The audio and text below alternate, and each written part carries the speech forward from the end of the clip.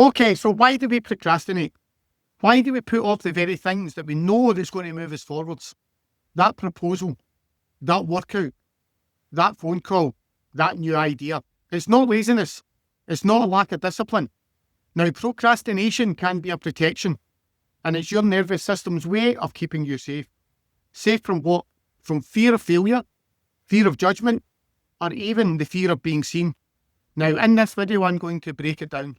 The real root of procrastination and why it's not just about time management. How trauma and old subconscious patterns wire your brain into freeze and fawn. Why high achievers like you put things off, even when you know you should know better. And a practical tool that you can use today to break the cycle and start moving forwards. And if you're like me, have you ever said, I'll do it tomorrow, and then tomorrow becomes next week, and suddenly months have passed? This video is for you.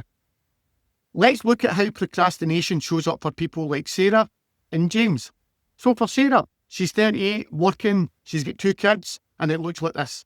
She has a vision board, she has goals, she's got them written down, but when it comes time to actually sit down and start, she suddenly remembers all the laundry, all the homework, the cleaning, the errands, and by the time she finishes that, she tells herself, I'll start tomorrow. But tomorrow never comes. And then there's James. He's 45, a business owner. It looks different, but very, very much the same. He knows he needs to make that sales call. He knows he should write that proposal. But instead, he checks his emails. He scrolls LinkedIn. He convinces himself he's being productive. But deep down, he knows he's avoiding the one thing that really matters. On the outside, they both look capable. But on the inside, they're both frustrated. And procrastination is having a huge impact on their life. They say things like, why do I keep sabotaging myself? I know what to do, but I just can't seem to do it. Does this sound familiar? Well, I know, because I've experienced this as well in the past. If so, you're not broken, you're not lazy. You're simply caught in those old subconscious loops. And here's the truth. Most people don't realise procrastination is not a time management issue. It's a nervous system issue. When you procrastinate, you're not being lazy. You're going into survival response. And the 4 survival responses that we talk about is fight, flight, freeze, and fawn. Fight, you attack the problem head on. Some people become workaholics, pushing through. Flight, you avoid it by running to something else, scrolling, cleaning, busy work. Freeze, you shut down. Paralysis, staring at the screen, doing nothing. Fawn, you prioritise everyone else's needs to avoid your own. Saying yes, pleasing others, while your own goals sit untouched. Procrastination is usually freeze or fawn. And again, it's your nervous system saying, this task feels unsafe, better do nothing. Or better, take care of someone else's needs instead. And this is why no amount of planners, productive hacks, or motivational quotes actually solve the procrastination long term. Because those that don't address the real issue, your subconscious and your nervous system, they're protecting you. Now, let's go deeper. Why does your nervous system see a simple task as unsafe? Trauma. Not just one big, massive, obvious trauma, but the very small, everyday ones that have shaped your subconscious, and you don't even realise it. For example, maybe as a child, you were judged harshly for making a mistake. So now, your subconscious says, if I don't start, I can't fail. Maybe you were ignored or criticised when you tried to stand out. So now you fawn. You prioritise others, needs, and procrastinate on your own dreams. Does this sound familiar? And maybe you grew up in chaos, where relaxing meant being caught off guard. So now you keep yourself busy with avoidance instead of facing what matters. This is what procrastination often hides, a deeper fear. A fear of failure, a fear of judgment, and a fear of being seen.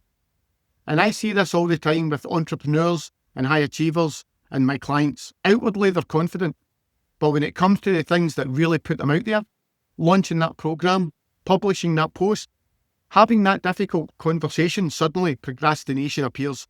And it's not laziness, it's protection. Your subconscious would rather keep you safe and small than risk judgment or failure. Let me give you a personal example. Now, everyone knows that I run my martial arts academy, and there were times that I procrastinated on business tasks, writing proposals, making changes, reaching out for help. Not because I didn't know what to do, but because I was afraid of being judged, like following this. Judged, failing, or being exposed as not good enough. I stay busy with the safe stuff, training, admin, cleaning the gym. Productive, but not really moving forward. And the same thing happened in entrepreneurship. Building this program, I delay the recording, the videos, or launching the new offers, not because I didn't want it, but because some part of me was saying, if I put myself out there and fail, everyone will see that I'm not enough. It wasn't until I realised procrastination was just a freeze response, my nervous system protecting me, and that I could finally change it. And that's why I teach what I do today. So how do we change it? Here's my method that I use with all my clients, and it's the 4-step method. First of all, we review, so we spot the hidden story. Example, I procrastinate because as a child I learned mistakes equals rejection. Then we rewire. Break the old pattern using hypnosis and rapid transformational therapy. We replace it with I am safe to try, I am safe to be seen, I am enough. Then we reset. We teach the nervous system a new response. So instead of freezing, we breathe, we move, we act. Instead of falling, we pause, set a boundary, and prioritise your own tasks. Then we reintegrate. We step into your new identity. You're no longer someone who procrastinates. You're now someone who acts, who follows through, who lives in flow. And this isn't about forcing discipline. It's about rewiring safety. Because your mind feels safe, action becomes natural. And here's a simple tool that you can use today, the 5-minute action rule. When you catch yourself procrastinating, don't try to finish the whole task. Take a minute, stop, just commit to 5 minutes. Write for 5 minutes, send an email for 5 minutes, open the laptop, start the document, do 5 minutes of press-ups, do the 5 minutes of jumping jacks. Why does this work? Because procrastination thrives in overwhelm.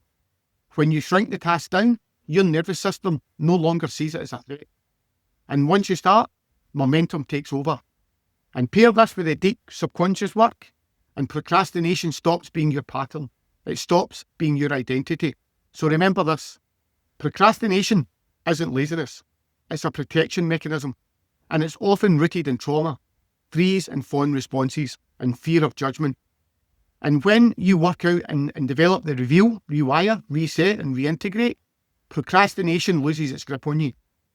Next week, I'll share one of my client stories and part of my own story of overcoming that procrastination. The moments I avoided taking action for years and how I finally broke through. So make sure you subscribe and hit the bell and share this with someone who needs it. And if you're ready to go deeper, I've linked a free hypnosis audio below designed to help you break the loop of avoidance and step into your own flow. So remember, procrastination is not who you are, it's a pattern. And if it's a pattern you've learned, it's a pattern that you can unlearn.